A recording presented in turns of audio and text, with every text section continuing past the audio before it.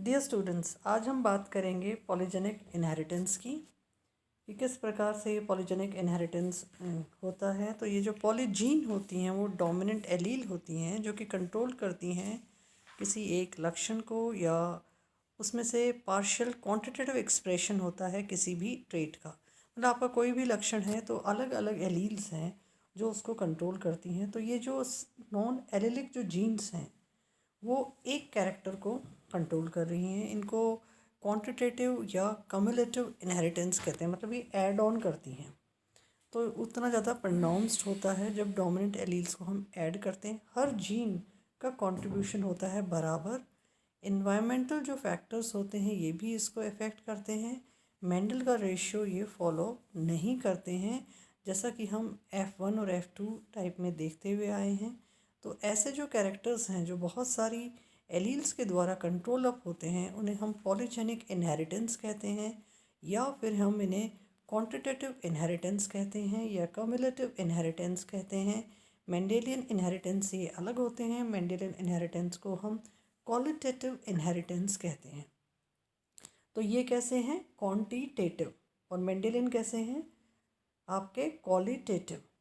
वो और ये जो कम्युलेटिव होते हैं मतलब ये ऐड ऑन होते रहते हैं। जैसे कि हमारा जो स्किन कलर होता है, या हम वीट में जो हम कलर देखते हैं, कर्नल का जो कलर होता है, या कॉम की जो लंबाई होती है मक्का में, तो वो कुछ उदाहरण हैं पॉलीजेनिक इनहेरिटेंस के। अब अगर हम इसका इतिहास देखें तो हम जो श्रेय है इस पॉलीजेनिक इनहेरिटेंस का वो जाता है कॉलर्यूटर को। तो जोसेफ गॉटलब कॉलर्यूटर को जाता है। और सबसे पहले जब डिस्कवर किया गया कि किस तरह से पॉलीजेनिक इनहेरिटेंस होता है कर्नल कलर इन वीट में, तो वो एलही और ईस्ट ने इसको डिस्कवर किया था। उसके बाद में डेवनपोर्ट ने ये बताया था कि जो मानव का जो स्किन कलर है वो पॉलीजेनिक इनहेरिटेंस कहलाता है। तो इस तरह से ये ऐतिहासिक जो नींव है पॉलीजेनिक इनहेरिटेंस की वो कॉलर्यूटर से शुरू हुई थी, और उसके बाद में डेवनपोर्ट ने उसके ऊपर कुछ उदाहरणों के ऊपर काम किया था। तो अब हम बात करें ह्यूमन स्किन कलर की, जो कि पॉलीजेनिक इनहेरिटेंस है। स्किन कलर 3 या 4 जीन्स के द्वारा कंट्रोल अप होता है। जो स्किन का जो त्वचा का जो रंग होता है, त्वचा जिसे हम इंटिग्यूमेंट भी कहते हैं साइंटिफिकली, और लेमेंस लैंग्वेज में हम इसे स्किन कहते हैं। इसके बहुत सारे स्तर होते हैं, और इन स्तरों में अगर हम देखें तो यहाँ पे एक पिगमेंट होता है जिस पिगमेंट को हम कहते हैं मेलानिन पिगमेंट। इस पिगमेंट की वजह से त्वचा का कलर निर्धारित होता है। हर जीन जो होती है उसमें एलील्स होते हैं जिससे कि मेलानिन प्रोडक्शन प्रमोट होता है, और कुछ ऐसी एलील्स होती हैं जो इस मेलानिन के अर्थात इस पिगमेंट के प्रोडक्शन को नहीं करती हैं। तो इसलिए हम क्या देखते हैं, वाइड रेंज ऑफ फिनोटाइप्स। हम अलग अलग एलील्स क्या करती हैं, अलग अलग प्रकार के त्वचा के रंग को निर्धारित करती हैं। मेलानिन का प्रोडक्शन टू नॉन एलील जो मेलानिन का प्रोडक्शन नहीं करेंगे। जो मेलानिन का प्रोडक्शन नहीं करेंगे तो त्वचा का कलर आपके ब्लैक नहीं होगा, वाइट कलर की त्वचा होगी। तो मान लीजिए उदाहरण के तौर पर अगर हम पेरेंटल टाइप को अगर हम देखें कि ब्लैक प्रभावी जीन्स प्रेजेंट हैं और दूसरी तरफ आपके रेसेसिव एलील्स प्रेजेंट हैं, तो ये व्यक्ति वाइट है, ये ब्लैक है। तो गैमीट से हमें कैसा F1 जनरेशन कैसा प्राप्त होगा, मुलेटो, जो कि मेंडेलियन रेशियो से बिल्कुल भिन्न है। अदरवाइज़ यहाँ पे पूरा जो है आपके वो एक पेरेंटल टाइप को डिपेक्ट करना चाहिए, लेकिन यहाँ पे वो उससे बिल्कुल अलग है। अब इस मुलेटो को ही हम नेक्स्ट पेरेंटल टाइप में मांगे तो हम गैमीट्स का सेग्रीगेशन करेंगे। सेग्रीगेशन होने से हमें इस तरह से चेकर बोर्ड प्राप्त होगा। चेकर बोर्ड जो प्राप्त होगा उसमें हम क्या देखेंगे कि आपका जो त्वचा का रंग है वो बहुत ज़्यादा वेरिएशन प्रदर्शित कर रहा है। डार्क कलर का भी है, एकदम ब्लैक कलर का भी है, मुलेटो प्रकार का भी है, फेयर कॉम्प्लेक्शन भी है, और एल्बिनो यहाँ पे कॉम्प्लेक्शन भी आपको देखने को मिलता है।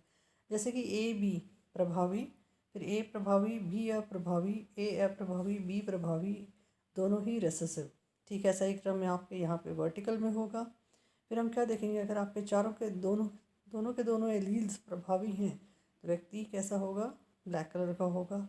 फिर डार्क कलर होगा अगर आपके खाली 3 प्रभावी हैं, तब आप कंडीशन देख सकते हो कोई भी 3 आपके प्रभावी हैं।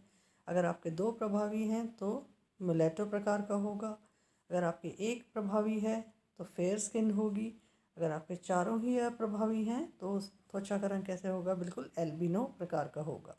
तो इस तरह से ये पॉलीजेनिक या क्यूमुलेटिव इनहेरिटेंस का उदाहरण है। तो जो रेशियो हमें देखने को मिलता है कि इस जो क्रम है 16 का, तो हम उसमें देखेंगे नंबर ऑफ डोमिनेंट एलील्स कैसे हैं। तो डोमिनेंट एलील्स फिनोटाइप अगर व्यक्ति का एल्बिनो है, वाइट है, तो कितने बने हैं आपके इस चेकर बोर्ड में? खाली आपका एक बना। टोटल कितने थे? वापस से अगर हम इस चेकर बोर्ड को देखें तो इसमें 16 हैं। तो 16 में से लास्ट कॉलम में अगर हम देखें तो यहाँ पे ये एल्बिनो प्रकार का है। फिर अगर एक ही डोमिनेंट एलील है तो कितने हैं यहाँ पे? 4 हैं। टोटल कितने थे? 16। तो रेशो क्या आ गया? 4/16। तो एक डोमिनेंट एलील में कितना आ गया आपके? 4/16। अगर आपके एल्बिनो प्रकार है, नंबर ऑफ डोमिनेंट एलील्स तो एक ही है। टोटल कितने थे? 16। तो रेशो क्या हो गया? 1/16। अगर you have only one dominant allele, pair है, तो 4/16। अब आपके दो डोमिनेंट एलील्स हैं तो कैसा है? मुलेटो। मुलेटो है तो यू हैव 6/16। 3 डोमिनेंट एलील्स हैं तो कैसा है कलर? डार्क कलर है। रेशो क्या आएगा? 4/16 आएगा। 4 डोमिनेंट एलील्स हैं तो फिनोटाइप कैसा होगा? नीग्रो प्रकार का होगा। रेशो क्या आएगा? 1/16 आएगा। तो रेशो क्या हो गया? 1:4:6:4:1। तो F2 जनरेशन में जो रेशो आया आपके स्किन कलर का, 16 में से 1 क्या है? एल्बिनो। 4 क्या है? Fair skin. 6 क्या है? मुलेटो। 4 क्या है? डार्क। 1 क्या है? नीग्रो प्रकार। तो 1:4:6:4:1 आपके आया। इसी तरह को अगर हम स्किन कलर को, क्योंकि हम इसे कम्युलेटिव इनहेरिटेंस कहते हैं, तो आप ये देख सकते हो कि मुलेटो जो है वो सबसे ज़्यादा है, followed by your least one which is your आपके यहाँ पे नीग्रो, और जो एल्बिनो है वो लीस्ट प्रकार है, सबसे कम है। 6% आप उसको देख सकते हो यहाँ पे, और मैक्सिमम मोर देन 30% आप क्या देखते हो? मुलेटो प्रकार है। फेयर स्किन अराउंड 25% है, और डार्क भी आपके 25% है। तो ये जो पॉलीजेनिक जो इनहेरिटेंस है, इसको सबसे पहले निल्सन और एहल ने व्हीट कर्नल्स में ऑब्जर्व किया था। और जो गेहूं का जो कर्नल का जो कलर होता है, उसमें ये देखा गया कि कंट्रोल होता है 2 जीन से। इनमें 2 एलील्स होती हैं। एक तो होती है लाल रंग के कलर के लिए, जो कि प्रभावी है वाइट कलर के ऊपर। तो अगर 4 आपकी आर जीन्स हैं, एक dark red kernel colour is obtain. अगर आपके 3 आर जीन्स हैं तो कैसा होगा? गेहूं के कर्नल का कलर मीडियम होगा, dark red kernel colour is obtain. अगर आपके 2 हैं तो medium red kernel colour is obtain. अगर आपके एक ही आर जीन है तो light red kernel colour is obtain. अगर आपके कोई भी आर जीन प्रभावी नहीं है तो कलर कैसा होगा? वाइट कर्नल कलर यहाँ पे ऑब्टेन होगा। तो ये जो एक्सपेरिमेंट है, ये स्वीडिश जेनेटिस्ट निल्सन और एहले ने व्हीट कर्नल्स में किया कि जो व्हीट का जो कर्नल का जो कलर है वो कंट्रोल होता है जीन्स के द्वारा। अगर चारों ही आर जीन आपके प्रभावी हैं तो डार्क कलर का होगा। अगर 3 हैं तो मीडियम डार्क रेड कलर का होगा। अगर 2 आर प्रभावी हैं तो मीडियम रेड कलर होगा। अगर एक आर प्रभावी है तो लाइट रेड होगा। और अगर कोई भी प्रभावी नहीं है आर, तो कैसा होगा? वाइट कर्नल कलर होगा। तो पेरेंटल टाइप आपके यहाँ पे आप क्या देखते हो कि डार्क रेड व्हीट कर्नल है, तो आपके कैसे हैं? ये प्रभावी हैं। यहाँ पे अप्रभावी हैं तो वाइट है। अब आपके इंटरमीडिएट हो गया F1 जनरेशन, यहाँ पे एक प्रभावी और एक अप्रभावी यहाँ पे है, तो इंटरमीडिएट रेड हो गया।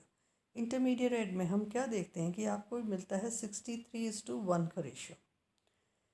अब ये 63:1 का मिलता है तो इसमें हम देखेंगे कि 1 तो आपके डार्क रेड है, 6 आपके मॉडरेट रेड हैं, 15 आपके रेड हैं, 20 आपके इंटरमीडिएट हैं, 15 आपके लाइट रेड हैं, 6 आपके वेरी लाइट रेड हैं, और एक आपके वाइट होगा। तो टोटल कितना बन गया आपके? 63 रेड, जिसके कि अलग अलग कलर्स हैं। बहुत डार्क गहरा है, मॉडरेट रेड है, इंटरमीडिएट रेड है, लाइट रेड है या वेरी लाइट रेड है, और एक आपके क्या है? वाइट। तो 63:1 आपके पॉलीजेनिक इनहेरिटेंस है। इस चीज़ को अगर हम और स्पष्ट देखें तो हम रेड कलर अगर हम माने कि आपके AABB है और वाइट आपके AABB है, तो मीडियम में 2 हो जाएंगे आपके। तो you get a ratio of 1:4:6:4:1। अब हम इसको और क्लियर करें कि 1:4:6:4:1। 1 क्या है आपके? जो आपके बिल्कुल डोमिनेंट प्रकार हैं, ए और बी। तो 1 रेड हो गया। फिर आपके 4 कैसे हैं, आपके डार्क कलर के हैं। डार्क में 3 प्रभावी जीन्स प्रेजेंट होंगे, तो आपके डार्क कलर होगा। 6 कैसे हैं आपके, यहाँ पे 6 जो प्रकार होंगे वो मीडियम प्रकार होंगे, जिसमें कि 2 ही होंगे प्रभावी, ए और बी। 4 जो हैं आपके कैसे होंगे, लाइट प्रकार के होंगे, जिसमें एक ही प्रभावी जीन प्रेजेंट होगी। और एक जो है वाइट, वो एक ही होगा क्योंकि रेसेसिव है। तो 1:4:6:4:1 आपके यहाँ पे रेशियो आया। तो इन एन नटशेल हमने ये देखा कि मोनोजेनिक और जो पॉलीजेनिक इनहेरिटेंस होता है वो उन दोनों में अंतर क्या होता है। Poly means control by many alleles, mono means control by single allele. तो ये मोनोजेनिक जो इनहेरिटेंस होता है वो डिसकंटिन्यूअस वेरिएशन को प्रदर्शित करता है। पॉलीजेनिक जो इनहेरिटेंस होता है वो कंटिन्यूअस वेरिएशन को प्रदर्शित करता है। मोनो का मतलब सिंगल होता है, तो सिंगल एलेलिक जीन है। पॉली मतलब many non allylic jeans, polygene. ये क्वालिटेटिव इनहेरिटेंस है जो कि मेंडेलियन रेशो को फॉलो करेगा। ये क्वांटिटेटिव इनहेरिटेंस है। F1 इंडिविजुअल डोमिनेंट प्रकार को रिजेंबल करेंगे, लेकिन यहाँ पे वो इंटरमीडिएट होंगे, किसी को भी रिजेंबल नहीं करेंगे। यहाँ पे पूरी तरह से जो F1 जनरेशन है या F2 जनरेशन है वो पूरी तरह से इन्वायरमेंटल फैक्टर्स के द्वारा इन्फ्लुएंस्ड होता है। यहाँ पे आपको बहुत सारे प्रकार के इंटरमीडिएट्स फिनोटाइप्स आपको जनरेट होते हैं और कई सारे उदाहरण हमें देखने को मिलते हैं, जैसे कि त्वचा का कलर है, व्हीट कर्नल का कलर है। यहाँ पे आप क्या देते हो कि मेंडल का जो नियम थे, जो 7 कैरेक्टर्स जो मेंडल ने स्टडी किए थे, वो यहाँ के उदाहरण हैं। यहाँ पे कोई भी आपको F1 या F2 जनरेशन में कोई भी आपको इंटरमीडिएट प्रकार देखने को नहीं मिलता। तो इसलिए हम पॉलीजेनिक इनहेरिटेंस को, क्योंकि ये बहुत सारी नॉन एलेलिक जीन्स के द्वारा है, अलग अलग जो जीन्स के जो प्रारूप हैं, एलील्स हैं, जो कि नॉन एलेलिक प्रकार हैं, वो किसी भी एक लक्षण को प्रभावित कर रहे हैं, उसमें वो एक तरह का जोड़ कर रहे हैं, इसलिए हम उसको कम्युलेटिव या क्वांटिटेटिव इनहेरिटेंस कहते हैं, क्योंकि वो जोड़ रहे हैं उस चीज़ को। तो एक कंटिन्यूस वेरिएशन के रूप में है वो। F1 और F2 इंडिविजुअल्स इंटरमीडिएट प्रकृति के होंगे, इन्वायरमेंटल कारक उसको बहुत प्रभावित करते हैं और आपके बहुत सारे उदाहरण हमें इनमें देखने को मिलते हैं। I hope you are able to understand polygenic inheritance in a very simplified way, and this polygenic inheritance is in a nutshell a quantitative inheritance which adds on, जो कि जुड़ता रहता है। Thank you for watching this video.